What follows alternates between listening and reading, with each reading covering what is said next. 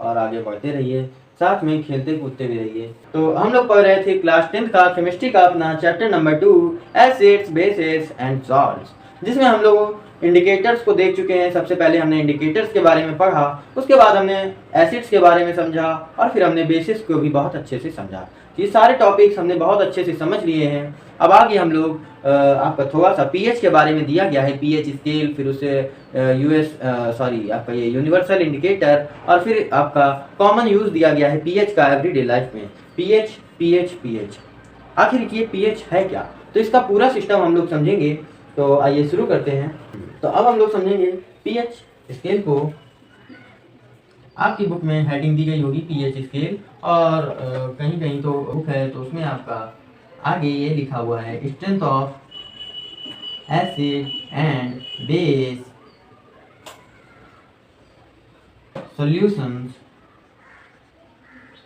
और फिर pH scale. इस तरह से दिया गया है, आपका ये हेडिंग दी गई होगी। तो आप इसको हेडिंग पूरी पढ़ करके ही समझ पा रहे होंगे कि जो पीएच स्केल है उसका यूज़ करते हैं हम लोग स्ट्रेंथ, एसिड या बेस सॉल्यूशन जो होता है तो उसकी स्ट्रेंथ को पता करने के लिए पीएच स्केल का यूज़ होता है। तो पीएच स्केल में आप जो पीएच होता है, ये आपका पीएच स्केल पीएच पर बेस्ड है, यानी ये पीएच क्या होता है, ये पीएच होता है आपका power of hydrogen, power of hydrogen, जिसको पीएच लिखा गया है। हाँ, तो पीएच स्केल आपका पीएच पावर ऑफ हाइड्रोजन पर बेस्ड है। तो इसकी कहानी समझते हैं हम लोग। तो ये बात आप लोग जानते होंगे कि जो वाटर होता है, समझ चुके होंगे आप लोग, और नहीं समझे तो मैं हूं ना आपको बताने के लिए, आपको समझाने के लिए। बहुत अच्छे समझ में आएगा, बस स्टार्टिंग से आप सब कुछ समझते चलिए, आपको सब बेहतरीन ढंग से समझ में आएगा, बहुत अच्छे से आपको केमिस्ट्री आ जाएगी। तो ये आपका जो वाटर होता है ये स्लाइटली आयनाइज होता है। अच्छा, अब हम वाटर की बात क्यों कर रहे हैं, क्योंकि हमने आपको जब एसिड्स पढ़ाया तो बेस पढ़ाया था, तो हमने आपको ये बताया था कि एसिड्स को हम जब वाटर में डिजॉल्व करते हैं तो उसमें कौन से आयंस निकलते हैं, हाइड्रोजन के आयंस निकलते हैं। और जब हम बेस को वाटर में डिजॉल्व करते हैं तो उसमें कौन से आयंस निकलते हैं, हाइड्रोक्साइड के आयंस निकलते हैं।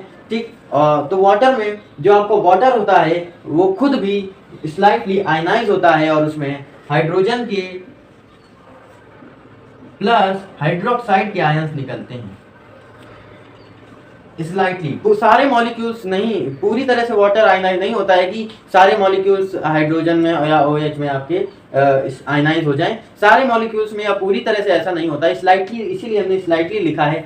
स्लाइटली का मतलब होता है थोड़ा, मतलब कुछ ही मॉलिक्यूल्स होते हैं जो आपके आयंस में टूटते हैं, सारे नहीं। और हाँ, ये भी याद रखिएगा कि इनका जो कंसंट्रेशन होता है वाटर में वो इक्वल होता है, बराबर होता है। ये चीज याद रखिएगा कि जो ये इसका कंसंट्रेशन होता है हाइड्रोजन के आयंस का, उसका कंसंट्रेशन हाइड्रोक्साइड के आयंस पे बराबर होता है।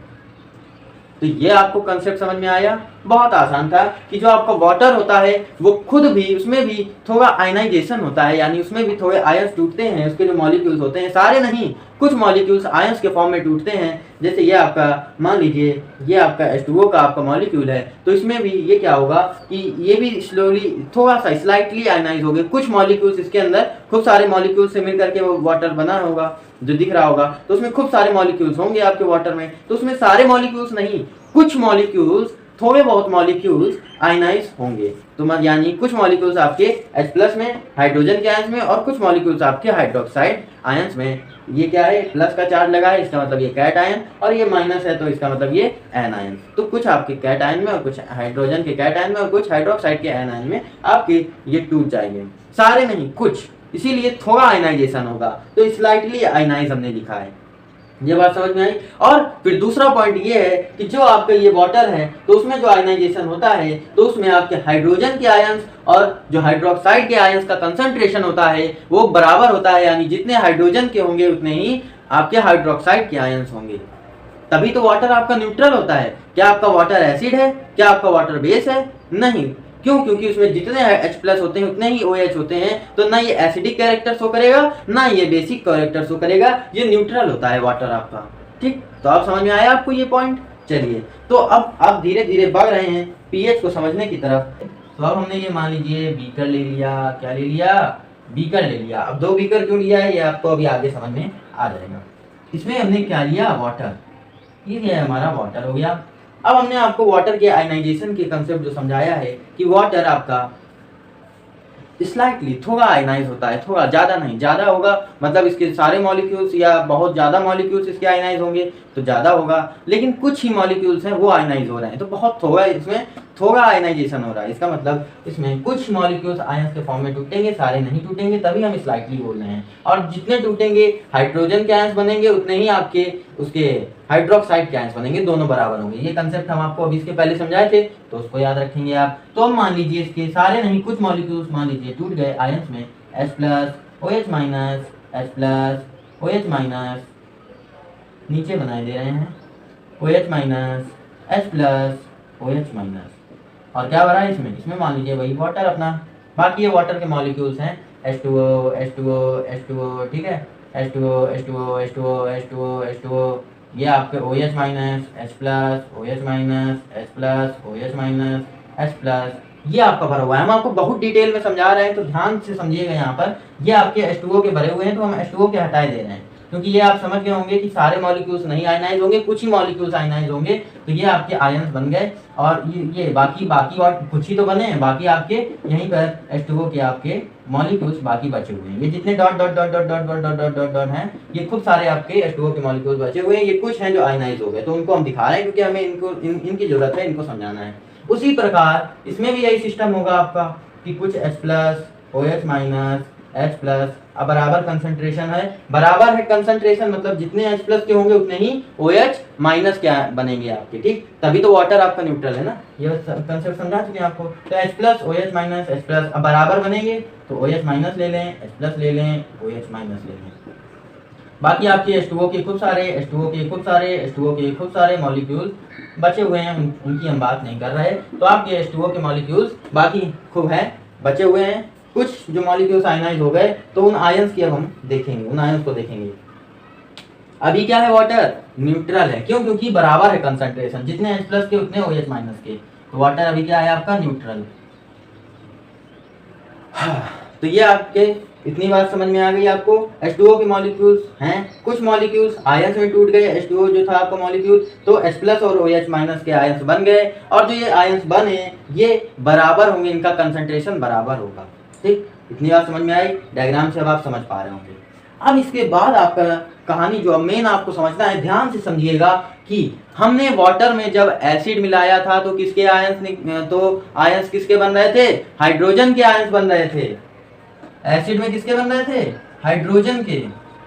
और बेस में किसके बन रहे थे? बेस को जब वाटर में डिसॉल्व कर रहे थे तो हाइड्रोक्साइड के। अब आप यहां से एसिड और बेस को समझेंगे कि मान लीजिए इसमें हमने एसिड डाला, ठीक, मान लीजिए इसमें हमने एसिड डाला था, तो मान लीजिए इसमें अगर हमने एसिड डाला था तो इसमें H+ के आयंस और हो जाएंगे। किसके हो जाएंगे? H+ के आयंस और हो जाएंगे, ठीक। अब इसमें क्या होगा? H+ के आपके आयंस इसमें और बढ़ जाएंगे। तो इसका मतलब ये जो आपका पहले जो वाटर आपका न्यूट्रल था, अब ये क्या हो जाएगा? एसिडिक। क्यों? क्योंकि इसमें H+ के जो आपके आयंस हैं ये ज्यादा हो गए और बढ़ गए, तो अब ये कैसा हो गया? एसिड। ये कहानी बहुत बढ़िया ढंग से अगर आपने ये कहानी समझ ली तो एसिड बेस आपको यूं समझ में आ जाएगा, और pH भी आपको हलवा लगेगा, बिल्कुल समझ में आ जाएगा अच्छे से। अब बेस आपका स्ट्रांग होगा, बेस मतलब इतने सरल से समझा रहे हैं जैसे बच्चे को समझाया जाता है, PG LKG के बच्चे को सेब दिखा के बताया जाता है ये एप्पल है, उसी तरह से हम आपको समझा रहे हैं। तो थोड़ा कॉम्प्रोमाइज कीजिएगा और अच्छे से समझिएगा, थोड़ा दिमाग लगा के। तो अब मान लीजिए अब यहाँ पर हमने एसिड डाला था, अब यहाँ पर मान लीजिए हमने बेस ले लिया, ठीक, इस वाले में हमने बेस डाला, ठीक। तो बेस डाला अगर हमने इसमें, तो इसमें किसके होंगे? इसमें OH के होंगे, इसमें OH के होंगे, इसमें OH के आयंस होंगे। क्यों? क्योंकि जब हम बेस को वाटर में डालते हैं तो OH के निकलते हैं, एसिड को जब हम वाटर में डालते हैं तो हाइड्रोजन के आयंस निकलते हैं। इसमें क्या है? ये एसिडिक हो गया और ये हमारा बेसिक सॉल्यूशन हो गया। ये हमारा एसिडिक सॉल्यूशन हो गया और ये हमारा बेसिक सॉल्यूशन हो गया। तो अब आप देख सकते हैं इसका कंसंट्रेशन, इसमें H+ के ज्यादा हो गए, हाइड्रोजन के ज्यादा हो गए और OH के कम हो गए। तो अब आप देख सकते हैं कि इसमें आपका जो एसिडिक वाला सॉल्यूशन है, जो आपका एसिडिक सॉल्यूशन है, इसमें आपके हाइड्रोजन के आयंस ज्यादा हैं और आपके हाइड्रोक्साइड के आयंस कम हैं। लेकिन बात यह है कि इसमें हाइड्रोजन के आयंस और हाइड्रोक्साइड के आयंस दोनों के आयंस प्रेजेंट हैं। ये बहुत ही इंपॉर्टेंट चीज है, इसको इंपॉर्टेंट डाल करके आप चाहे तो नोट कर सकते हैं कि इसमें आपके हाइड्रोजन के आयंस ज्यादा हैं और हाइड्रोक्साइड के आयंस कम हैं। लेकिन इसमें हाइड्रोजन के भी आयंस हैं और हाइड्रोक्साइड के भी आयंस हैं, दोनों के आयंस प्रेजेंट हैं। ये बात समझ में आई? और क्यों प्रेजेंट है? वाटर, क्यों? क्योंकि वाटर भी स्लाइटली आयनाइज होता है। लेकिन ये जो जब आप इसमें एसिड डालेंगे तो H+ के और खूब सारे इसमें आपके आयंस और हो जाएंगे, बढ़ जाएंगे। ठीक, आपके H+ के आयंस और बन जाएंगे, यानी H+ के आयंस बहुत ज्यादा और OH के तो कुछ ही कम ही है ना। OH के तो कुछ ही होंगे, बहुत थोड़े होंगे, बहुत कम। यानी जितना स्ट्रॉन्ग बेस आपका, जितना स्ट्रॉन्ग एसिड होगा आपका, उतने कम हाइड्रोक्साइड के आयंस होंगे और बहुत ज्यादा आपके किसके हाइड्रोजन के आयंस होंगे। तो ये चीज ध्यान रखिएगा कि जब हमने इसमें एसिड को डाला तो इसमें H+ के आयंस खूब सारे बढ़ जाएंगे, OH के मुकाबले में बहुत ज्यादा हो जाएंगे और हाइड्रोक्साइड के बहुत कम रहेंगे। जितना आप एसिड डालेंगे उतने H+ के बढ़ेंगे, आपके आयंस बढ़ेंगे। तो यानी H+ का तो बढ़ेगा, खूब बहुत ज्यादा बढ़ेगा। OH का तो जितना स्टार्टिंग में स्लाइटली जो हो गया वो हो गया आयंस का। यानी हाइड्रोक्साइड के बहुत वेरी लिख सकते हैं आप, वेरी लेस, वेरी के लिए डबल बार हमने मार्क कर दिया। ठीक, अब ये हटाए दे रहे हैं, नहीं तो थोड़ा सफाई की भी दिक्कत हो जाती है, मतलब समझ में दिखता नहीं है ढंग से। ठीक, तो ये क्या है, हम इसमें क्या कह सकते हैं कि आपके हाइड्रोजन के बहुत ज्यादा और हाइड्रोक्साइड के बहुत कम। ये किसके लिए था? एसिडिक के सॉल्यूशन के लिए बात की। अब हमने इसमें बेस डाला था तो इसमें OH के खूब ज्यादा होंगे और बस उसका उल्टा कर लेंगे आप। ठीक, समझ गए होंगे अब आप, वेरी ज्यादा। तो यानी यहाँ पर हाइड्रोजन के कम, लेकिन यहाँ पर भी हाइड्रोजन के भी आयन हैं और हाइड्रोक्साइड के भी आयंस हैं। हाइड्रोजन के भी आयंस हैं और हाइड्रोक्साइड के भी आयंस हैं। और देख सकते हैं आप कि एसिडिक सॉल्यूशन हो चाहे बेसिक सॉल्यूशन हो, आपके दोनों के आयंस होते हैं, हाइड्रोजन के आयंस भी होते हैं और हाइड्रोक्साइड के भी आयंस होते हैं। ठीक, अब जितने ज्यादा हाइड्रोक्साइड के आयंस यानी वो बेस उतना ही स्ट्रॉन्ग, जितने इसमें कम हाइड्रोक्साइड के आयंस और तो उतना ही वीक बेस आपका। जितने आपका हाइड्रोजन के ज्यादा OH के तो कम ही रहेंगे। तो जितने ज्यादा आपके हाइड्रोजन के आयंस बनेंगे उतना स्ट्रॉन्ग एसिड होगा और जितने कम आपके हाइड्रोजन के आयंस बनेंगे वो आपका उतना ही वीक बेस होगा, वीक एसिड होगा। ठीक, तो ये बात समझ में आई। जितने हाइड्रोजन के आयंस बनेंगे ज्यादा उतना एसिड स्ट्रॉन्ग होगा। क्यों? क्योंकि H+ ही बढ़ सकता है, अब है ना, एसिड हम डालेंगे तो H+ के ही आयंस और ज्यादा बन सकते हैं। ठीक, तो H+ के आयंस जितने ज्यादा बनेंगे उतना स्ट्रॉन्ग एसिड, जितने कम H+ के आयंस बनेंगे उतना वीक एसिड। जितने OH के ज्यादा बनेंगे आयंस बेसिक में तो उसमें वो आपका उतना ही स्ट्रॉन्ग बेस, और जितने कम आपके OH के बनेंगे उतना आपका कम बेस। अच्छा, और दोनों में आपके हाइड्रोजन और हाइड्रोक्साइड के आयंस प्रेजेंट हैं, ये बात आप समझ गए होंगे। यानी अगर हम इसमें हाइड्रोक्साइड की बात ना करें, सिर्फ हाइड्रोजन की बात करें, दोनों में किसी एक को ले लें तो जाहिर सी बात है हम हाइड्रोजन को ही लेंगे। क्यों? क्योंकि pH, अब हम pH की तरफ बढ़ रहे हैं, ध्यान से समझिएगा। ठीक, pH की बात करें, पावर ऑफ हाइड्रोजन, तो हम अच्छा एसिड हो या बेस हो तो इसकी स्ट्रेंथ को हम लोग किससे मेजर कर सकते हैं? हाइड्रोजन की पावर से। तो अब आप यहाँ पर देख करके pH बता सकते हैं। pH यानी पावर ऑफ हाइड्रोजन की तरफ अब हम बढ़ रहे हैं कि पावर ऑफ हाइड्रोजन pH किस तरह से आपका स्ट्रेंथ बता सकता है एसिड और बेसिक सॉल्यूशन की। यानी हाइड्रोजन जो है यहाँ पर दोनों में है, तो अगर हम या OH को ले लेते तो वो भी बता सकता था, लेकिन हमने हाइड्रोजन को लिया है क्योंकि पावर ऑफ हाइड्रोजन आप देख सकते हैं pH। तो हम लोग H को देख करके बता सकते हैं, स्ट्रेंथ बता सकते हैं कि एसिड आपका एसिड सॉल्यूशन है तो स्ट्रांग होगा कि वीक होगा, बेसिक सॉल्यूशन स्ट्रांग बेस होगा कि वीक बेस होगा। तो उसकी स्ट्रेंथ को हम लोग हाइड्रोजन को देख करके बता सकते हैं। और इसी तरह से हम लोग pH लेते हैं। pH किस तरह से हम लोग यूज कर सकते हैं कि हाइड्रोजन आपका बहुत ज्यादा आयंस बनेंगे, बहुत ज्यादा हाइड्रोजन के आयंस बनेंगे तो आपका स्ट्रॉन्ग एसिड, कम बनेंगे, थोड़ा कम बनेंगे आपके हाइड्रोजन के आयंस तो वीक एसिड। ठीक, बहुत कम बनेंगे तो आपका वीक बेस होगा, और बहुत कम बनेंगे तो आपका स्ट्रॉन्ग बेस होगा। ठीक है, तो हम लोग H को देख करके बता सकते हैं कि जितने ज्यादा H के आयंस बनेंगे उतना स्ट्रॉन्ग एसिड, थोड़े कम बनेंगे तो वो आपका वीक एसिड, और बहुत कम बनेंगे तो आपका वीक बेस, और बहुत बहुत कम बनेंगे तो आपका स्ट्रॉन्ग बेस। तो इस तरह से हम लोग हाइड्रोजन की पावर से बता सकते हैं कि आपका स्ट्रॉन्ग एसिड होगा कि वीक एसिड होगा, स्ट्रॉन्ग बेस होगा कि वीक बेस होगा। तो पावर ऑफ हाइड्रोजन यानी पीएच इस तरह से बताता है स्ट्रेंथ एसिडिक सॉल्यूशन या बेसिक सॉल्यूशन की। ठीक इस तरह से हम लोग पीएच को अब लेकर के आगे बढ़ेंगे। बस आप इतना समझ लीजिए कि हम हाइड्रोजन को यहाँ पर दोनों जगह है, इसलिए हम देख करके बता सकते हैं हाइड्रोजन की मदद से कि किसी पावर ज़्यादा हाइड्रोजन की तो उसका स्ट्रेंथ बता सकते हैं कि वो स्ट्रॉन्ग एसिड होगा, वीक एसिड होगा, स्ट्रॉन्ग बेस होगा कि वीक बेस होगा। और एसिड को डालने में जबकि बन रहा था सिर्फ किसके आयंस, आपके सिर्फ बनते हैं H+ यानी हाइड्रोजन के आयंस, और जब बेस को हम लोग वाटर में डिसॉल्व करते हैं तो बनते हैं सिर्फ हाइड्रोक्साइड के आयंस। लेकिन वाटर खुद भी आयनाइज होता है, थोड़ा, ज़्यादा नहीं थोड़ा, इसीलिए तो OH के यहाँ पर बने थोड़े। क्यों? क्योंकि एसिड को जब हम डाल रहे हैं तो H+ के तो बढ़ रहे हैं, तो H+ के बहुत ज़्यादा बन गए, लेकिन OH के तो जो स्लाइटली थोड़े आयनाइज हुए थे वही बने हैं, वही पड़े हुए हैं, H+ के बढ़ते जा रहे हैं। तो जितने ज़्यादा H+ के बनेंगे एसिड तो उतना ही आपका स्ट्रॉन्ग एसिड, जितने H+ के कम बनेंगे तो उतना आपका वीक एसिड। और इधर जब बेस को डालते हैं तो OH बनता है, OH के हाइड्रोक्साइड के आयंस बनते हैं। तो यहाँ पर जितने H+ के बन गए उतने स्लाइटली जो आयनाइज हुआ था वाटर, तो स्लाइटली थोड़े बहुत जो थे H+ के वो बने हुए हैं। तो अब वो तो बढ़ नहीं रहे हैं, बढ़ कौन रहे हैं? OH के बढ़ रहे हैं। तो H के यहाँ पर बहुत कम बनेंगे, OH के बहुत ज़्यादा। जितने ज़्यादा OH के बनेंगे उतने हाइड्रोजन की पावर कम हो जाएगी ना, जितना OH बढ़ेगा उतना हाइड्रोजन की पावर कम। तो इसका मतलब बेस जब हम डालेंगे तो OH के और बनते जाएंगे, तो OH के जितने ज़्यादा बनेंगे उतना स्ट्रॉन्ग बेस होगा आपका, और जितना OH के कम बनेंगे तो वो आपका वीक बेस होगा। और OH को हम ना लेकर के अगर H की बात करें, H को देखें तो जितना ही आपका H जितने आपका कम होगा, आपका उतना उसकी पावर जितनी कम होगी उतना आपका स्ट्रॉन्ग बेस होगा। तो ये सब बातें आप समझ गए होंगे बहुत अच्छे से। अब हम लोग आगे बढ़ सकते हैं, अब हम लोग आगे देख सकते हैं कि पीएच स्केल को सिस्टम क्या है। पीएच हम लोग समझ गए ना। तो पीएच हम लोग समझ चुके हैं कि पीएच किस तरह से हमको नेचर बता सकता है कि स्ट्रॉन्ग है कि वीक है, स्ट्रॉन्ग एसिड है कि वीक एसिड है, नेचर बता सकता है ये पीएच हमको। अब ये पीएच जो है तो इसी के हमने कुछ वैल्यूज अजम्पशन कर लिया, कुछ अज्यूम कर ली वैल्यूज की।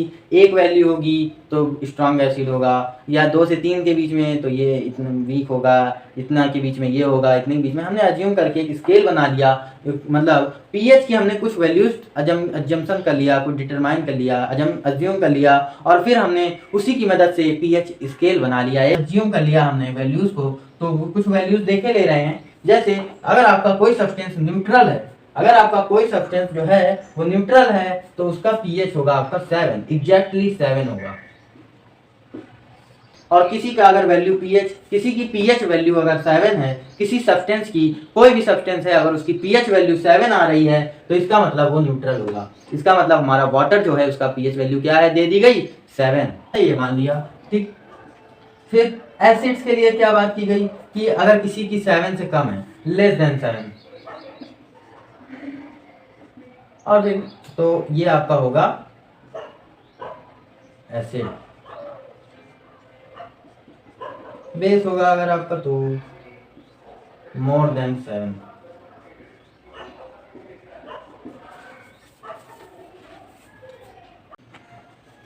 तो आप यहाँ पर देख सकते हैं कि किस तरह से हमने पीएच को यूज करके, पीएच की वैल्यूज डिटरमाइन करके, अचम करके हम पीएच स्केल बना लिए। और इस पीएच स्केल को अब हम देखेंगे तो पीएच स्केल आपका बना लिया गया, जिसमें आपको इधर ये 7 आपका न्यूट्रल पॉइंट था, आपको बता दिया हमने। ठीक, तो 0 से लेकर के ये स्केल थोड़ा टेढ़ा बना हुआ है, स्ट्रेट होता है, स्ट्रेट बन नहीं रहा था, टेढ़ा बनाया थोड़ा, लेकिन इसको आप स्ट्रेट मान लीजिएगा। ठीक, तो ये आपका स्ट्रेट मान लीजिए एक स्केल हो गया, जिसमें इस तरह से आपको डिवीजन कर दिया गया 0, 1, 2, 3, 4, 5, 6, 7, 8, 9, 10, 13, 14 तक का नंबर तक डिवीजन कर दिए गए। छोटे छोटे प्लॉट्स आपके डिवाइड कर दिए गए, 0 से 1, 1 से 2, इसके बीच में ये आपके प्लॉट्स हो गए। और 7 आपका न्यूट्रल पॉइंट था, हमने आपको ये बता दिया था कि यहाँ पर न्यूट्रल होगा, यहाँ मतलब किसी की अगर वैल्यू 7 है तो वो न्यूट्रल होगा आपका, बिल्कुल बीचों बीच आएगी अगर किसी की एग्जैक्टली 7 वैल्यू है तो।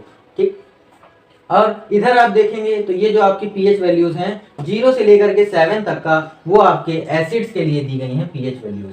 यानी किसी की अगर 0 से 7 तक आप बोल रहे हैं कि ये सब्सटेंस है, मान लीजिए आप हमारे सामने H2SO4 लाए और हम कह रहे हैं कि H2SO4 कि यहाँ पर आ रहा है, इसकी वैल्यू 1 है मान लीजिए, तो अगर 1 है इसकी वैल्यू तो फिर ये आपका एसिड है, एसिड है। क्यों? क्योंकि 0 से 7 के बीच में अगर किसी की वैल्यू है, आप किसी की वैल्यू 0 से 7 के बीच में बोल रहे हैं पीएच वैल्यू, तो वो आपका एसिड होगा। और 7 के बाद 7 से लेकर के 14 तक का आपकी वैल्यूज जो पीएच वैल्यूज हैं वो बेस के लिए कर दिया गया, यानी 0 से 7 के बीच में आपका अगर वैल्यू एसिड के लिए हो गई और आपका 7 से लेकर के 14 तक का वैल्यू आपकी बेस के लिए हो गई, और अगर एग्जैक्टली 7 है तो वो आपका न्यूट्रल हो गया। ये बात समझ गए होंगे आप। 0 से 7 के बीच में अगर पीएच वैल्यू है तो वो एसिड हो गया, 7 से अगर 14 अगर आपकी वैल्यू पीएच वैल्यू है तो वो बेस हो गया, और अगर 7 है एग्जैक्टली 7 है तो वो आपका न्यूट्रल हो गया, यानी ना वो एसिड ना वो बेस। ये आपकी पीएच की वैल्यूज लिखी हुई हैं, जो अभी हम पीएच का कंसेप्ट समझे अभी, तो आप देख सकते हैं कि किस तरह से पीएच का यूज़ करके देखिए यहाँ पर पीएच हम लोगों ने स्केल बना लिया। और स्ट्रॉन्ग एसिड है, अगर ये इसके देखो ये पहले ये पूरा स्केल था, इसको जब हमने आधा किया तो इधर वाला एसिड उधर वाला बेस, फिर इसका जब बीच में आधा करेंगे तो 7 का आधा किसके बीच में आएगा, 3 से 4 के बीच में आएगा, तो यहाँ पे मान लीजिए ये आया, तो ये इसके आधे में जो इधर साइड होगा तो उधर स्ट्रॉन्ग एसिड होगा, और इसके इधर होगा तो ये वीक एसिड होगा। मतलब ये 0 से अगर 3 और हाफ के बीच में है तो वो स्ट्रॉन्ग एसिड, और अगर 3 एंड हाफ के बाद 7 तक का है तो वो वीक एसिड, और 7 तो न्यूट्रल पॉइंट है। तो उसके बाद जब आप उधर जाएंगे तो देखेंगे कि 7 से 10 से 11, अब इसका आधा करेंगे आप तो इसका बीच कहीं यहाँ पर आएगा, तो ये इसके यहाँ पर जो आएगा वो वीक बेस होगा, और जो उधर आएगा तो आपका स्ट्रॉन्ग बेस होगा। अब हम ये क्यों कह रहे हैं कि ये इधर स्ट्रॉन्ग एसिड, फिर ये वीक एसिड, फिर ये वीक बेस, फिर ये स्ट्रॉन्ग बेस, तो ये आपका डिपेंड कर रहा है इंक्रीजिंग एसिडिक नेचर और बेसिक नेचर पे। क्यों? क्योंकि हमने आपको जब पीएच समझाया था तो बताया था कि इधर आप देखो वो छोड़ो, अब आप ये समझो कि इधर जब आप जाओगे ये 7 आपका न्यूट्रल पॉइंट हो गया, ये इसको यहाँ तक लिए जा रहे हैं, तो ये न्यूट्रल पॉइंट के जब आप इधर साइड बढ़ेंगे तो आपका एसिडिक नेचर बढ़ेगा, यानी आपका H+ आयन का कंसंट्रेशन बढ़ेगा, हाइड्रोजन के आयन का कंसंट्रेशन बढ़ेगा इधर जाने पे, तो और OH का आपका कंसंट्रेशन कम होगा। ठीक, और उल्टा अगर देखें इधर जाने पे, तो इधर जाने पे आपका न्यूट्रल पॉइंट के इधर जाने पे आपका बेसिक नेचर बढ़ेगा, यानी OH का कंसंट्रेशन बढ़ेगा, OH आयन का कंसंट्रेशन बढ़ेगा, और हाइड्रोजन के आयन का कंसंट्रेशन कम होगा, डिक्रीज होगा। और हम लोग पीएच देख रहे हैं तो हाइड्रोजन की पावर के हिसाब से आपका देखेंगे तो इधर आपका हाइड्रोजन की पावर बढ़ रही है, इधर आपकी हाइड्रोजन की पावर घट रही है। ठीक, देखो इधर डिक्रीज हो रही है, इधर घट रही है हाइड्रोजन की पावर, इधर बढ़ रही है हाइड्रोजन की पावर, तो इधर जितना इधर होगा वैल्यू तो उधर इतना आपका स्ट्रॉन्ग एसिड हो गया, और जितना आपका फिर इधर होगा, अगर न्यूट्रल के इधर ही है लेकिन लास्ट में है तो ये वीक हो गया, और अगर उधर जाते टाइम इसके बीच में आएगा तो वीक बेस हो गया, और इसके बीच में आएगा तो ये स्ट्रॉन्ग बेस हो गया। न्यूट्रल के उधर बेस के लिए है और न्यूट्रल के इधर आपकी एसिड्स के लिए वैल्यू हो गई। तो यानी अगर हम आपसे बोलें कि वाटर है तो वाटर के पीएच वैल्यू है 7, तो वो हो गया आपका न्यूट्रल हो गया। अब हम आपसे बोलें कि ये बताइए HCl की, मान लीजिए हमने आपसे कहा कि कंसंट्रेटेड HCl जो है उसकी पीएच वैल्यू 0 है, उसकी पीएच वैल्यू 0 है, तो बताइए ये एसिड है कि बेस है, स्ट्रॉन्ग एसिड है कि वीक एसिड है, कि स्ट्रॉन्ग बेस है कि वीक बेस है। तो क्या देखेंगे आप, हमने आपको पीएच वैल्यू बता दी, क्या बता दी, पीएच वैल्यू बता दी। मान लीजिए HCl की, कंसंट्रेटेड HCl की 0 है, तो आप क्या आएंगे, सीधा पीएच स्केल में देखेंगे 0 मतलब ये स्ट्रॉन्ग एसिड है। क्यों? क्योंकि इधर के लिए एसिड्स की वैल्यू है, तो इसका मतलब पहला आंसर क्या हो गया कि ये एसिड है। मन में सोच लीजिए, इसका मतलब ये एसिड है। अब ये स्ट्रॉन्ग एसिड है कि वीक एसिड है, ये कैसे देखेंगे आप, तो आप देखेंगे कि अच्छा 7 तो न्यूट्रल होता है, तो इसके आधे की अगर इधर है, क्यों? क्योंकि इधर हाइड्रोजन की पावर बढ़ रही है, और हाइड्रोजन की पावर जितना ज्यादा उतना स्ट्रॉन्ग एसिड, और हाइड्रोजन की पावर जितनी से जितनी कम उतना वो स्ट्रॉन्ग बेस होगा। ठीक, चलो, तो इसका मतलब ये इसकी देखिए आप, ये आ रहा है 0 यहाँ पर, और इधर आने पे आपकी हाइड्रोजन की पावर बढ़ रही है, यानी पीएच वैल्यू आपकी 0 है, तो ये आपका स्ट्रॉन्ग एसिड होगा। कैसा एसिड होगा? स्ट्रॉन्ग एसिड होगा। इसी तरह मान लीजिए हमने बोल दिया कि बताइए मिल्क या सॉफ्ट ड्रिंक की बताइए पीएच वैल्यू 6.5 है, तो बताइए कि ये एसिड होगा, बेस होगा, कैसा एसिड होगा, स्ट्रॉन्ग होगा कि वीक होगा, बेस होगा तो स्ट्रॉन्ग होगा कि वीक होगा। तो आप फटाक से देखेंगे कि 6.5 मतलब 6 और 7 के बीच में यहाँ पर आ रहा है, तो अब 7 के इधर वाले तो सब एसिड के लिए हैं। चलो ये बात समझ गए। अब ये स्ट्रांग है कि वीक एसिड है, तो ये जानने के लिए आपको ये पता है कि इधर आप जैसे बढ़ते जाएंगे हाइड्रोजन की पावर बढ़ती जाएगी, और जितनी ज्यादा हाइड्रोजन की पावर उतना ज्यादा आपका वो एसिडिक कैरेक्टर बढ़ेगा, यानी वो उतना ही स्ट्रांग एसिड होगा। लेकिन आप देख सकते हैं कि ये यहाँ पर आ रहा है, जबकि अगर हम इधर बढ़ेंगे तो स्ट्रेंथ बढ़ेगी हाइड्रोजन की, यानी एसिडिक नेचर बढ़ेगा। तो इसका मतलब ये स्ट्रांग एसिड नहीं है। क्यों? क्योंकि अगर ये इधर कहीं होता तो ये स्ट्रांग एसिड होता, लेकिन ये लगभग देखिए न्यूट्रल पॉइंट के लगभग पास में ही है, इसका मतलब ये आपका वीक एसिड हो गया। ये न्यूट्रल पॉइंट से जितना ज्यादा दूर हो गया आपका उतना ही स्ट्रांग एसिड, और जितना उधर तो उतना स्ट्रांग बेस। अब ये एसिड का हो गया। मान लीजिए हमने आपसे कहा कि सोडियम हाइड्रोक्साइड है, कंसंट्रेटेड हाइड्रोक्साइड है सोडियम हाइड्रोक्साइड, तो उसकी पीएच वैल्यू 14 है। अब बताइए ये स्ट्रांग बेस है कि वीक बेस है? बेस है भी कि एसिड है, कि स्ट्रांग एसिड है कि वीक एसिड है? तो अब आप क्या करेंगे, इसकी पीएच वैल्यू क्या बताई हमने? 14। तो पीएच वैल्यू 14 है, इसका मतलब पीएच वैल्यू 14 कहाँ? इधर न्यूट्रल पॉइंट के इधर है। इसका मतलब ये क्या हो गया? बेस, क्योंकि 7 से 14 यानी न्यूट्रल पॉइंट के उधर होगा, 7 से 14 के बीच में वैल्यू होगी तो वो बेस होगा, और अगर 0 से 7 के बीच में होगी तो वो एसिड होगा। तो 14 वैल्यू है, इसका मतलब 7 से 14 के बीच में है, यानी न्यूट्रल पॉइंट के उधर है, तो ये आपका स्ट्रांग बेस है।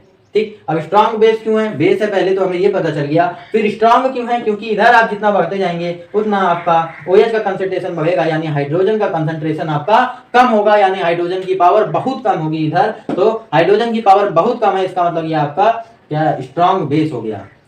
अगर बहुत कम होती तो वीक बेस होता, लेकिन बहुत बहुत कम हो गई तो ये आपका स्ट्रांग बेस हो गया।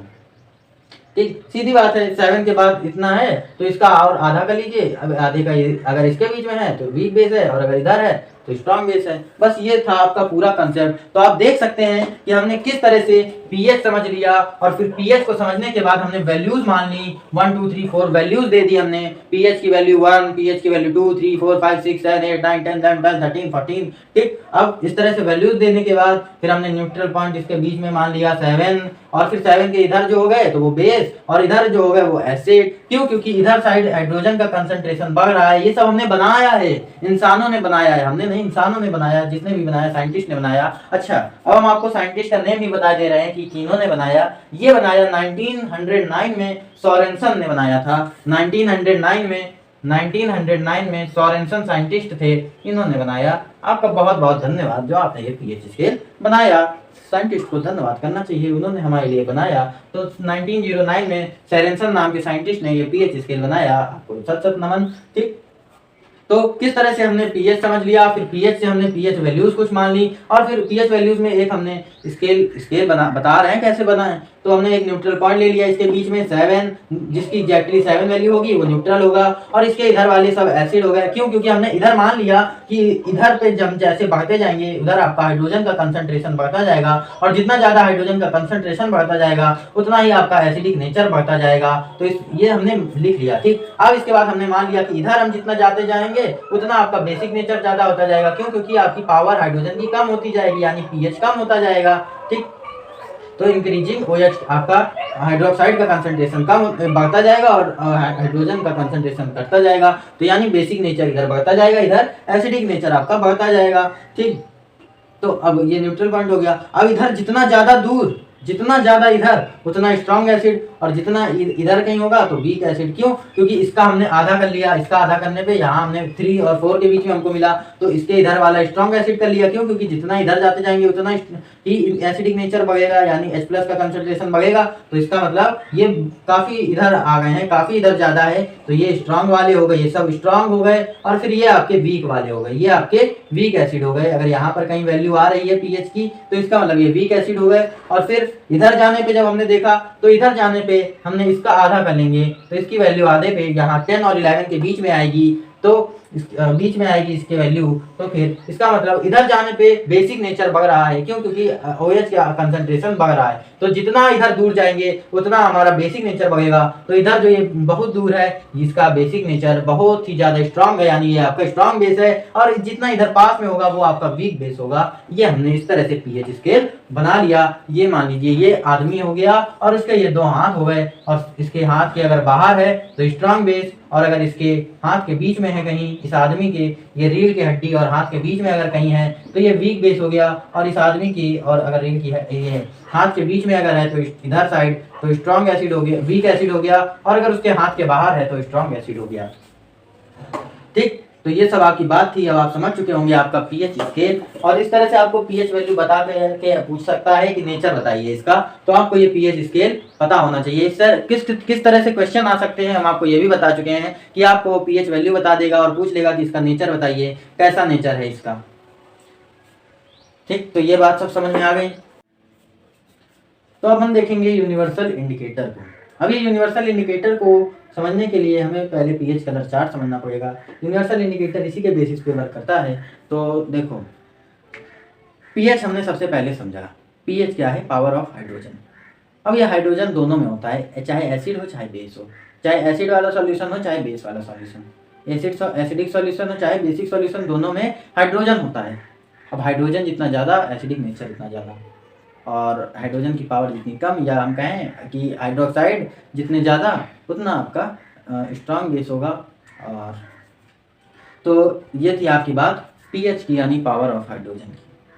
फिर पीएच से हमने कुछ वैल्यूज डिटरमाइन करके, जो साइंटिस्ट थे 1909 में सोरेनसन ने, उन्होंने कुछ वैल्यूज डिटरमाइन कर ली, और उसके मतलब यूज़ करके इधर जाने पे आपका OH का कंसंट्रेशन बढ़ रहा है, हाइड्रोजन का कंसंट्रेशन कम हो रहा है, इधर जाने पे ये बढ़ रहा है हाइड्रोजन का कंसंट्रेशन और OH का कम हो रहा है, तो इधर जाने पे एसिडिक नेचर बढ़ रहा है, इधर जाने पे बेसिक नेचर बढ़ रहा है।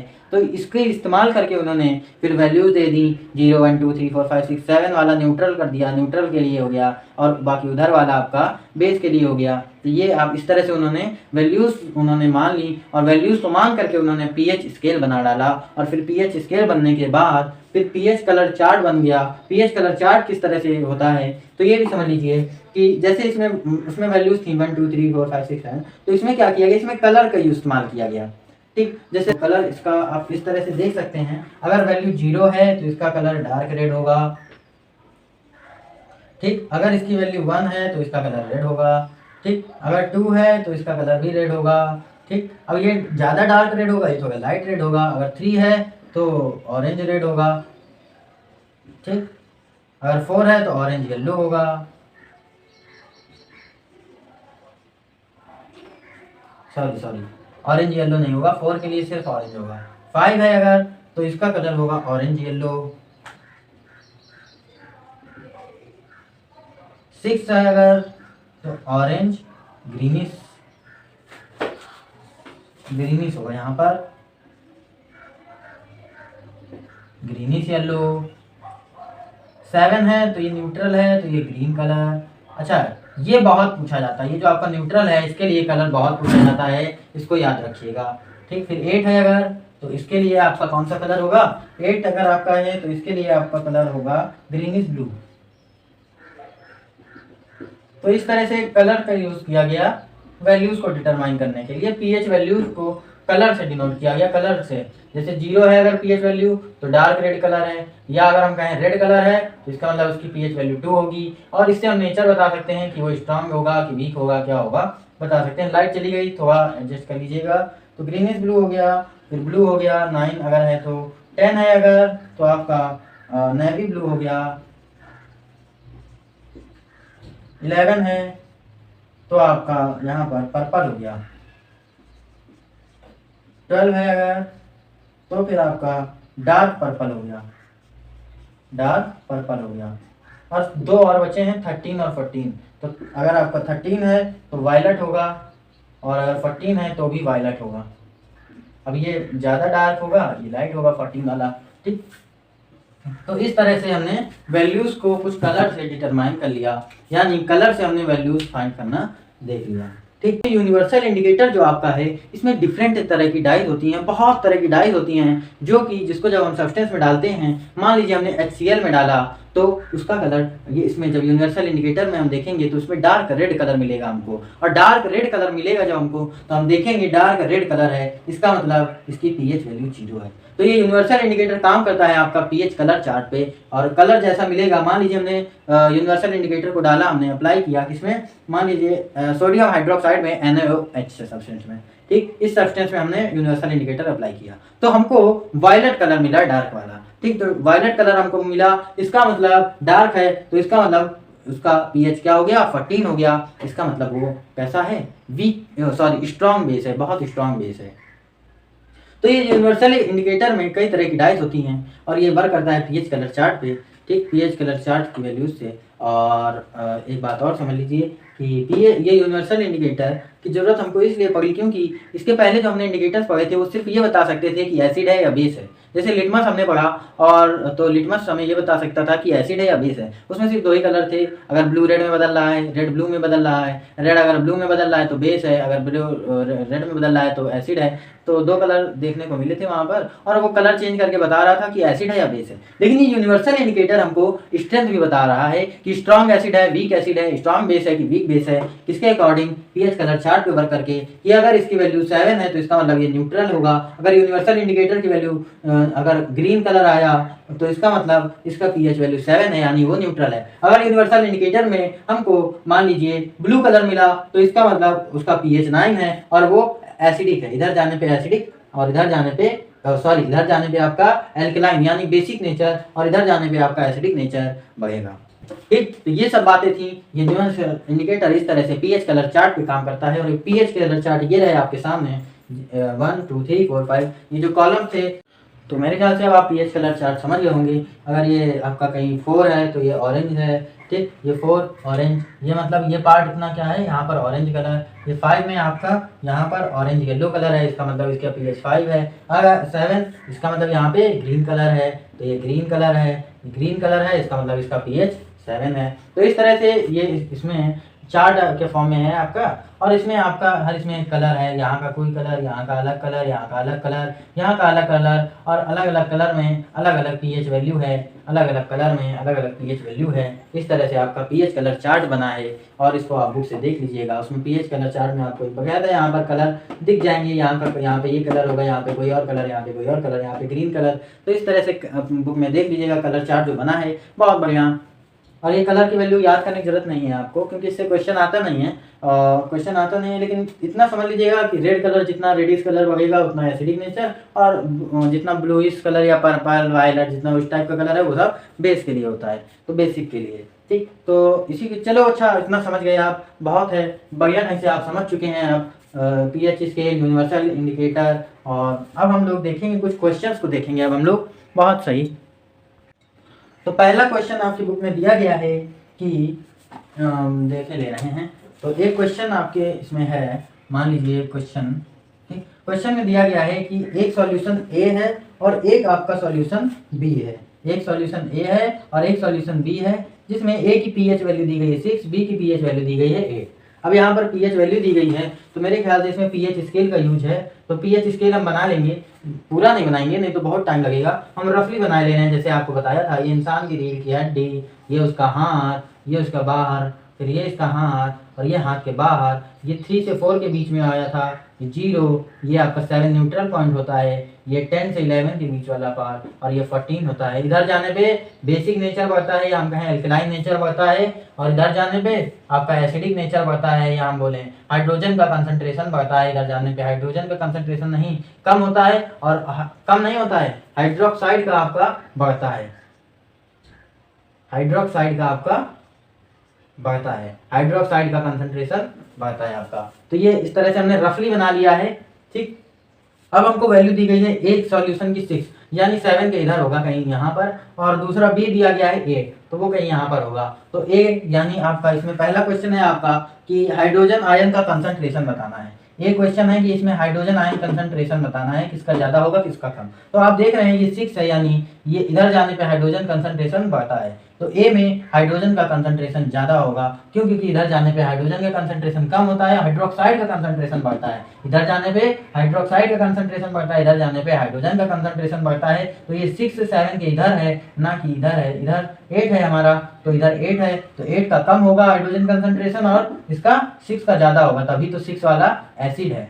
ठीक, तो इस 6 वाला जो ए सॉल्यूशन है, इसका हाइड्रोजन कंसंट्रेशन ज़्यादा होगा ये बी वाले से। और दूसरा क्वेश्चन है वही नेचर पूछा है कि एसिडिक कौन है और बेसिक कौन है। तो ये आपका 6 है, इधर है, हाइड्रोजन का कंसंट्रेशन ज़्यादा है, तो ये आपका ए वाला जो है ये आपका एसिड है, और ये जो बी है आपका, ये आपका बेस है।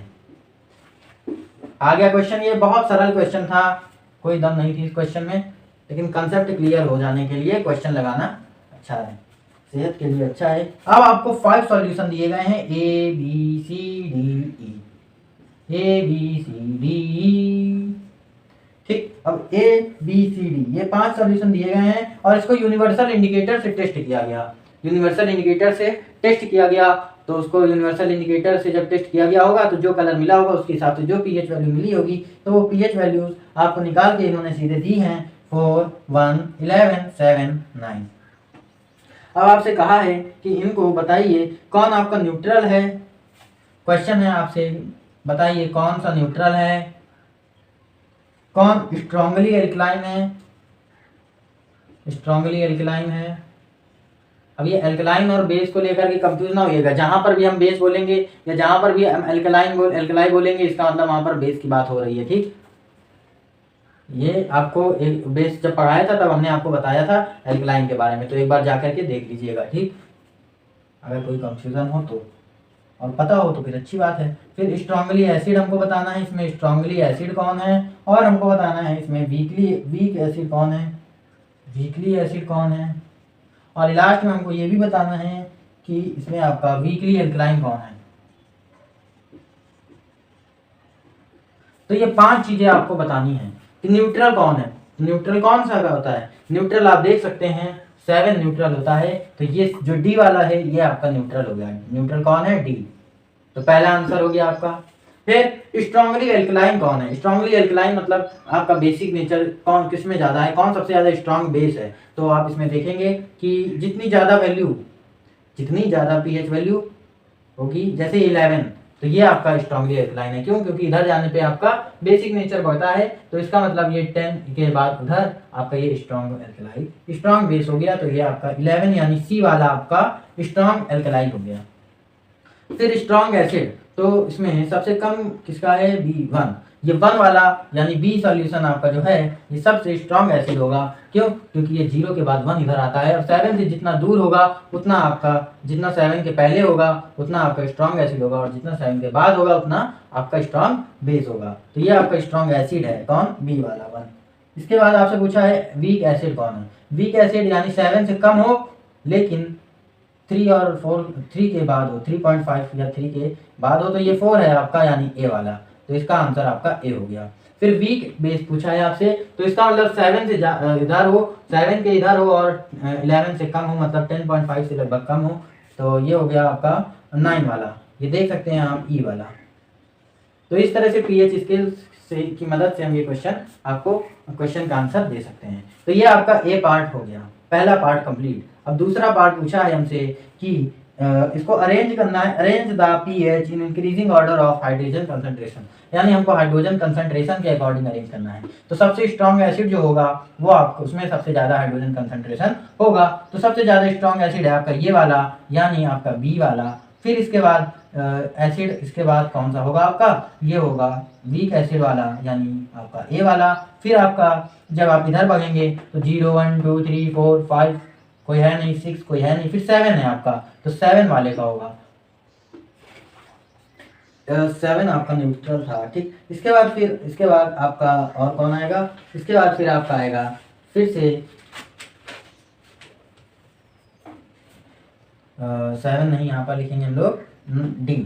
ठीक, डी लिखेंगे। इसके बाद फिर वीक एसिड नहीं, ये एल्कलाइन, वीक एल्कलाइन वाला आएगा यानी ई वाला। इसके बाद फिर आपका आएगा सबसे स्ट्रॉन्ग बेस यानी सी वाला।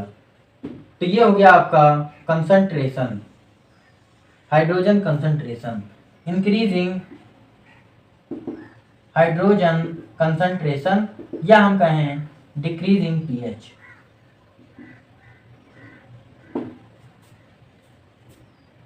डिक्रीजिंग ऑर्डर ऑफ पीएच, इधर जितना ज्यादा जाएंगे उतना पीएच डिक्रीज हो रहा है। डिक्रीजिंग ऑर्डर ऑफ पीएच, ठीक, decreasing order of pH.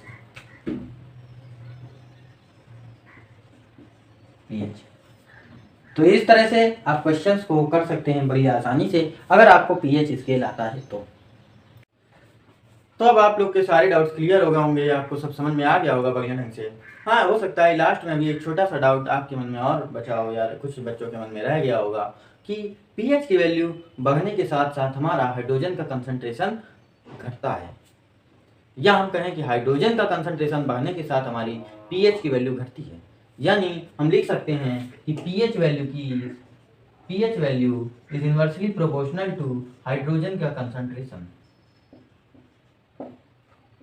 Hydrogen का कंसंट्रेशन, यानी पीएच वैल्यू अगर हम बढ़ाएंगे तो हाइड्रोजन का कंसंट्रेशन कम होगा, या हम कहें कि पीएच वैल्यू जितनी कम होगी हाइड्रोजन का कंसंट्रेशन उतना आपका ज्यादा होगा।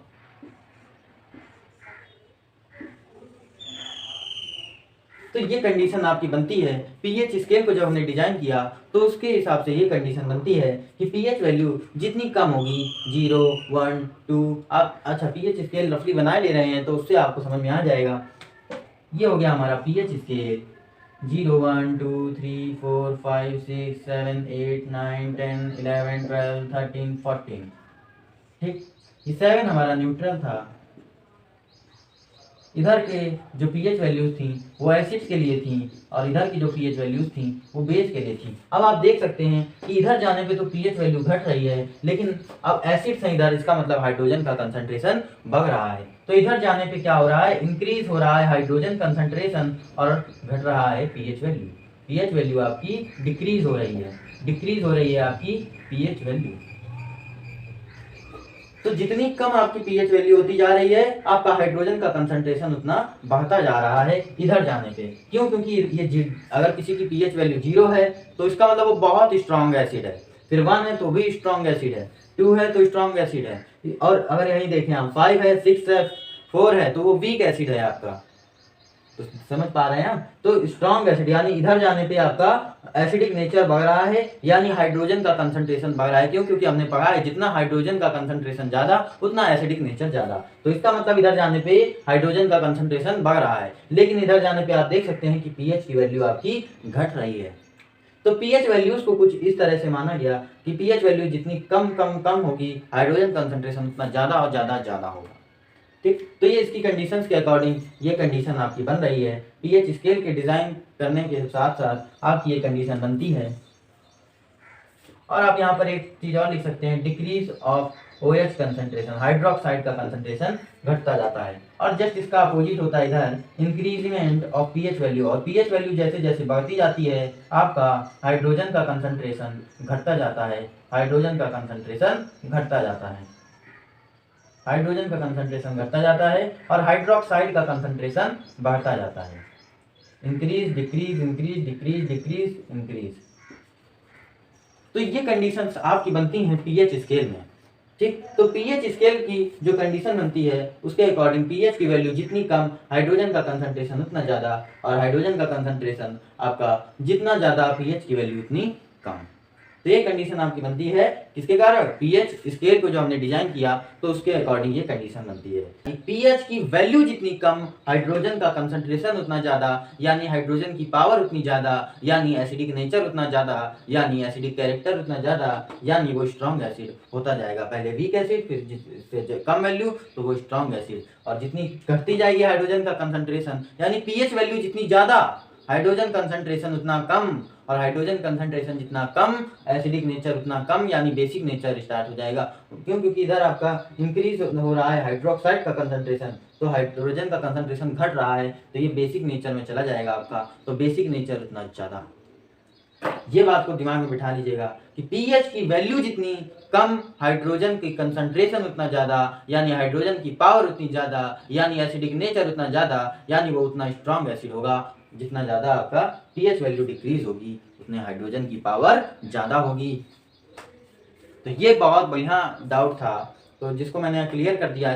तो अब हमारा एक और टॉपिक बचा हुआ है, importance of pH in everyday life. हमारी रोजाना की ज़िंदगी में पीएच का कुछ इंपॉर्टेंस दिया गया है, हम लोग इसको देखेंगे। तो अब हम लोग सबसे पहले देखेंगे pH in our digestive system. Digestive system आप जानते हैं हमारी लाइफ का, हमारे पूरी लाइफ का बहुत ही इंपॉर्टेंट हमारा बॉडी पार्ट है, बॉडी सिस्टम है। हम लोग सुबह भी खाते हैं, दोपहर को भी कुछ ना कुछ खाते हैं, शाम को भी खाते हैं, कुछ लोग तो हर 2 घंटे 1 घंटे में कुछ ना कुछ खाते हैं। और जब हम लोग उसको खाते हैं, फूड को, किसी भी चीज़ को जब हम खाते हैं तो हमारे बॉडी में जा करके डाइजेस्ट होता है इसी डाइजेस्टिव सिस्टम की मदद से। और जब खाना डाइजेस्ट होता है तब हमको एनर्जी मिल पाती है कोई भी वर्क करने के लिए, क्योंकि आप ये बात जानते हैं बहुत अच्छे से कि इस दुनिया में कोई भी वर्क करना है, कोई भी वर्क होता है तो उसको करने के लिए एनर्जी चाहिए होती है ना।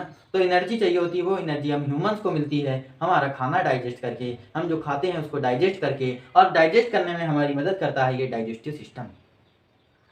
ठीक, तो आप समझ गए डाइजेस्टिव सिस्टम कितना इंपॉर्टेंट है हमारे लिए, और इसमें थोड़ी सी भी गड़बड़ी हमारे लिए बहुत दिक्कत का विषय बन सकती है। तो खैर अभी हम देखेंगे, आगे देखते हैं। तो आप ये बात जानते हैं कि खाना हमारा किस तरह से पचता है, ये हम अपने बायो में पढ़ चुके हैं। तो आप जानते हैं इतनी बात कि फूड हमारे माउथ से होकर के ऑसोफेगस से पास होकर के, ऑसोफेगस यानी फूड पाइप से जा करके स्टमक तक पहुंचता है, और जब स्टमक में पहुंचता है तो वहां पर कुछ देर खाना रुकता है, और जब वो खाना स्टमक में रुकता है तब उसमें कई एंजाइम्स रिलीज होते हैं, कई एंजाइम्स उसमें आते हैं, और उसी में से एक आपका एसिड भी होता है, डाइल्यूट HCl एसिड, जो कि हमें खाना पचाने में मदद करता है। ये HCl एसिड भी हमारे पेट में रिलीज होता है डाइजेशन ऑफ फूड में। जब हमारा फूड डाइजेस्ट होता है तो हमारे पेट में HCl एसिड भी रिलीज होता है, और उसका डाइल्यूट फॉर्म रिलीज होता है, क्योंकि आप जानते हैं HCl एक बहुत ही स्ट्रॉन्ग एसिड है, और इसीलिए इसका कंसनट्रेट अमाउंट बहुत नुकसान कर सकता है, हानिकारक हो सकता है, इसलिए इसका डाइल्यूट फॉर्म रिलीज होता है। तो इतनी बात आप जानते हैं। और ये हमारे इसमें और कुछ एंजाइम्स होते हैं जैसे म्यूकस, तो वो इसको बैलेंस करता है HCl को, कि ये हमारे इसको नुकसान न पहुंचा सके। कुल मिला के बात ये है कि ये जो HCl होता है, आप जानते हैं स्ट्रॉन्ग एसिड है, लेकिन उसके बावजूद हमारे पेट में इसके कारण कोई दिक्कत नहीं होती, कोई नुकसान नहीं होता। लेकिन कभी कभी होता क्या है कि ये HCl जो है ये एक्सेस अमाउंट में हो जाता है कुछ कारणों के कारण। कुछ कारणों से ये HCl जो है हमारा एसिड, ये स्टमक में एक्सेस अमाउंट में रिलीज हो जाता है, ज़्यादा अमाउंट में पेट में आ जाता है। अब भाई एसिड है एक तो, और एक्सेस अमाउंट में, फिर ये हमारे लिए दिक्कत का विषय हो जाता है। क्यों? क्योंकि इसके कारण हमारे पेट में ये जो एक्सेस एसिड, इसका जो एक्सेस अमाउंट हो जाता है तो हमारे पेट में इनडाइजेशन हो जाता है, यानी खाना पचता नहीं है, और साथ में हमारे पेट में दर्द शुरू हो जाता है, और हमें इरिटेशन होने लगती है, बहुत समस्याएं होने लगती हैं। तो इसको ठीक करना भी बहुत ज़्यादा ज़रूरी हो जाता है। तो इसको ठीक करने के लिए हम लोग यूज़ करते हैं एंट एसिड का। अब ये एंट एसिड क्या है? एंट एसिड आपका एक माइल्ड बेस होता है, और जो कि ये बेस है तो ये एसिड को न्यूट्रलाइज कर देता है। इसको जो एक्सिस एसिड होता है हमारा उसको न्यूट्रलाइज कर देता है। तो यहाँ पर लिखा भी है हमने, being basic in nature ant acid, यानी एंट एसिड हमारा बेसिक होता है नेचर में, तो वो एक्सिस एसिड जो हमारे पेट में होता है उसको न्यूट्रलाइज कर देता है। आप जानते हैं कि बेस एसिड को न्यूट्रलाइज करके सॉल्ट और वाटर में कन्वर्ट हो जाता है। तो इस तरह से जो एक्सेस एसिड हमारे पेट में बना वो इस बेस के कारण, ये एंट एसिड के कारण खत्म हो गया, न्यूट्रलाइज हो गया, तो हमको आराम मिल जाती है। ठीक, अब ये जो एंट एसिड को हम लेते हैं, तो ये एंट एसिड को जब हम लेते हैं तो हमारे पेट में जो भी एसिडिटी, इनडाइजेशन के कारण जो एसिडिटी होती है वो खत्म हो जाती है। तो कुछ कॉमन यहाँ पर आपके लिए दिए गए हैं माइल्ड बेस यानी एंट एसिड, कुछ एग्जांपल दिए गए हैं आपको, जो कि एसिड इनडाइजेशन के कारण एसिडिटी को ख़त्म करने में मदद करते हैं। वो हैं मैग्नीशियम हाइड्रोक्साइड, जिसको मिल्क ऑफ मैग्नीशिया भी बोलते हैं, MgOH का होल ट्वाइस, यानी magnesium hydroxide milk of magnesia. ये एक एग्जांपल है एंट एसिड का, जो कि मदद करता है हमें एसिडिटी को ख़त्म करने में इनडाइजेशन के कारण। दूसरा एग्जांपल दिया गया है बेकिंग सोडा यानी NaHCO3 यानी सोडियम हाइड्रोजन कार्बोनेट। अब इसके बाद हमारा दूसरा है pH changes as the cause of tooth decay. तो पीएच किस तरह से चेंज होता है हमारे माउथ में, और जिसके कारण टूथ डीके होता है या हमारे दांत खराब होते हैं, तो इसको भी अब हम समझते हैं। तो आप ये बात जानते हैं कि जब हम खाना खाते हैं तो हमारे मुंह में कई सारे बैक्टीरिया प्रेजेंट होते हैं। यह आपको बायो में बताया गया होगा कि हमारे मुंह में कई सारे बैक्टीरिया प्रेजेंट होते हैं, छोटे छोटे सूक्ष्म जीवी प्रेजेंट होते हैं हमारे माउथ में। और वो करते क्या हैं कि जब हम खाना खाते हैं उसमें जो शुगर प्रेजेंट होता है ये उसको ब्रेक कर देते हैं, उसको तोड़ करके एसिड्स के फॉर्म में कन्वर्ट कर देते हैं, एसिड्स बना देते हैं। खाने में जो शुगर प्रेजेंट होता है उसको तोड़ करके ब्रेक करके उसको एसिड्स में कन्वर्ट कर देते हैं, ये जो बैक्टीरिया हमारे मुंह में प्रेजेंट होते हैं। तो अब आप जानते हैं कि एसिड्स हमारे लिए खतरनाक हो सकता है, ठीक है। तो अब एक जब ये एसिड्स बनते हैं तो इसके कारण हमारा माउथ का पीएच लेवल 5.5 से भी कम हो जाता है। माउथ का पीएच, ये जो एसिड फॉर्म होता है इसके कारण हमारा माउथ का जो पीएच होता है वो 5.5 से नीचे हो जाता है, कम हो जाता है। अब 5.5 से जब कम हो जाता है तो ये इतना स्ट्रांग हो जाता है, इतना स्ट्रांग हो जाता है, इतना स्ट्रांग हो जाता है कि हमारे दांत को ये खराब कर सकता है, खराब कर देगा। यानी और आपको बता दें कि हमारी बॉडी का सबसे हार्डेस्ट जो सब्सटेंस है वो है हमारा इनेमल।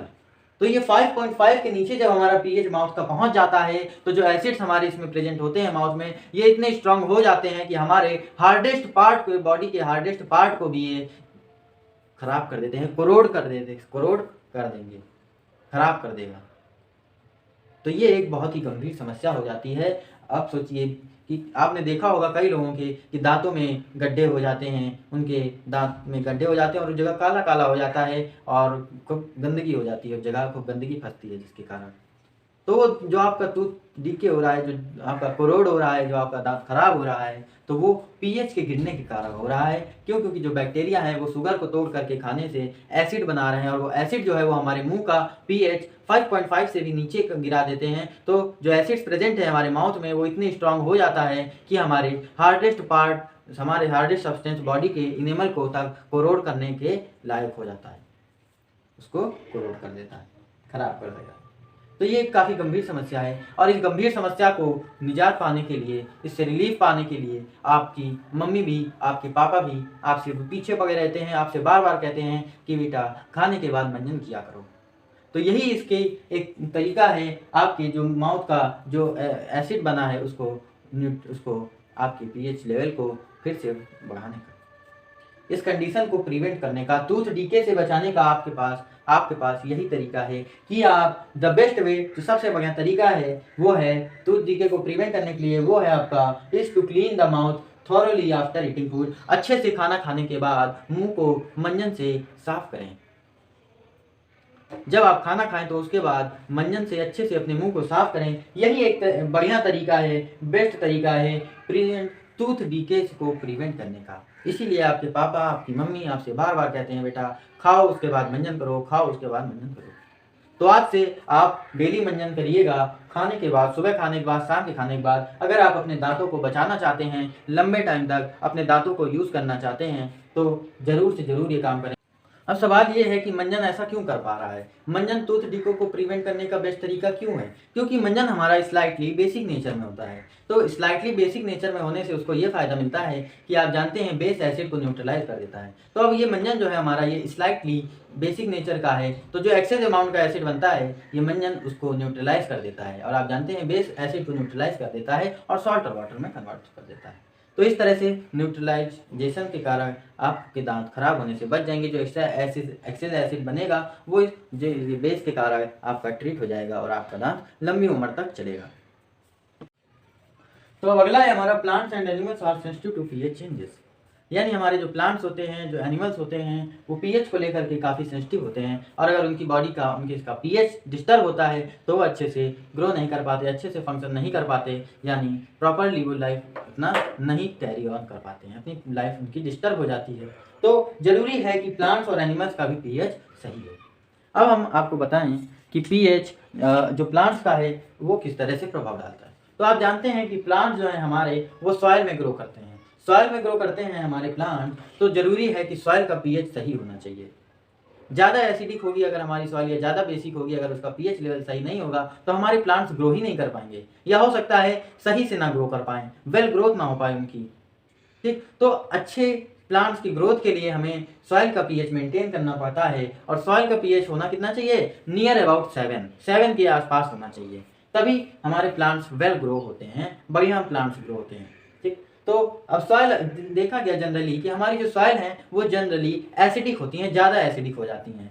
ठीक, तो सॉइल जब हमारी ज़्यादा एसिडिक हो जाती हैं तो उसको ट्रीट करते हैं हम लोग क्विकलाइम से यानी कैल्शियम ऑक्साइड से, या फिर स्लेट लाइम से यानी कैल्शियम हाइड्रोक्साइड से, या फिर चॉक से यानी कैल्शियम कार्बोनेट से। ठीक है, तो इस तरह से जो सॉइल ज़्यादा एसिडिक हो जाती हैं उसको हम लोग इन चीज़ों से ट्रीट करते हैं, और ये सारे हमारे बेस हैं। तो ये बेस जो हैं, ये जो एसिड होता है उसको न्यूट्रलाइज करके हमारे पीएच को हम लोग अपने सॉइल के पीएच को मेंटेन करते हैं और प्लांट की वेल ग्रोथ कराते हैं। ठीक, तो किस तरह से प्लांट्स हमारे पीएच को लेकर के सेंसिटिव हैं आपने ये देखा। अब अगर हम बात करें एनिमल्स की, ठीक, तो दूसरे नंबर पे अब हम बात करेंगे एनिमल्स की। तो एनिमल्स भी हमारे पीएच को लेकर के काफ़ी सेंसिटिव होते हैं। अगर हमारे एनिमल्स में मान लीजिए हम लोग अपनी ही बात करें, तो अगर हमारी बॉडी का पीएच, हमारी स्किन का पीएच अगर डिस्टर्ब हो जाएगा तो हमारी बॉडी वेल फंक्शन नहीं कर पाएगी, हमारे शरीर में दिक्कत हो जाएगी। ठीक, तो इसीलिए चाहे कोई भी एनिमल हो, सबका पीएच सही होना चाहिए और हमें अपना पीएच को सही रखना चाहिए, तभी हमारी बॉडी वेल वर्क करती है। और एनिमल्स की बॉडी वेल वर्क करती है 7 से 7.8 के पीएच के बीच में।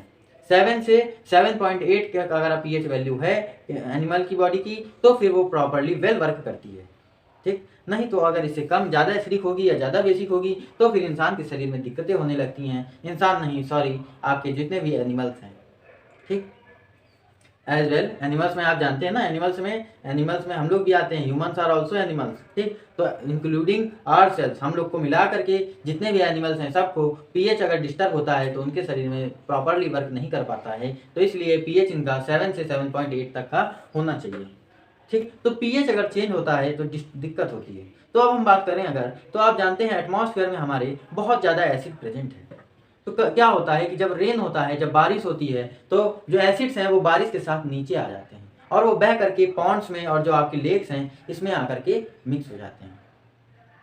ठीक, तो हमारे जो पॉन्ड्स हैं, जो लेक्स हैं, जो वाटर बॉडीज हैं, ये बहुत ज़्यादा एसिडिक हो जाती हैं, बहुत ज़्यादा एसिडिक हो जाती हैं। और जब पीएच और जब एसिडिक हो गई, इसका मतलब उसका पीएच चेंज हो गया। तो पीएच चेंज होने के कारण जो उसमें एनिमल सर्वाइव कर रहे होते हैं उनके सर्वाइवल में दिक्कत होने लगती है, और यहाँ तक कि वो मरने भी लगते हैं। जो मछलियाँ, जो जीव उसमें रह रहे हैं, जो एनिमल्स उसमें रह रहे होते हैं, वो मरने लगते हैं।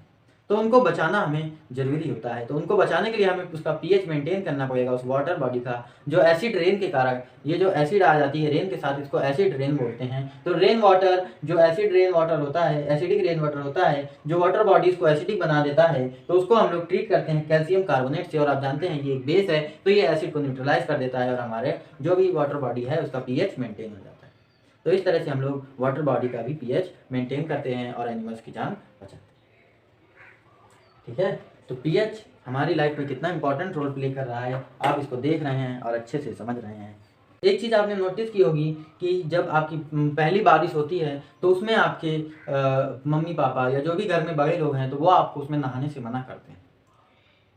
तो वो आपको इसीलिए मना करते हैं क्योंकि वो जानते हैं कि हमारे एटमॉस्फेयर में बहुत एसिड है, और जब पहली बारिश होती है तो सारा का सारा बहुत ज़्यादा अमाउंट में वो एसिड रेन के साथ, रेन वाटर के साथ आता है, और जब वो नीचे आएगा और हमारी स्किन पर गिरेगा, अगर हम उसमें नहाएंगे तो हमारी बॉडी का पीएच वैल्यू डिस्टर्ब हो जाएगा, पीएच लेवल हमारा गिर जाएगा, और जिसके कारण हमारी बॉडी वेल वर्क नहीं करेगी, हम बीमार हो जाएंगे, हमारी स्किन में दिक्कत हो जाएगी, हमारी बॉडी प्रॉपरली वर्क नहीं करेगी, हमारी बॉडी डिस्टर्ब हो जाएगी। तो इसीलिए आपको मना किया जाता है कि जब पहली बारिश हो तो उसमें ना नहाएं, क्योंकि उसमें बहुत ज़्यादा आपके रेन वाटर के साथ एसिड आता है, यानी आपकी जो एसिड रेन होती है उसमें एसिड आपके बहुत ज़्यादा अमाउंट में प्रेजेंट होता है।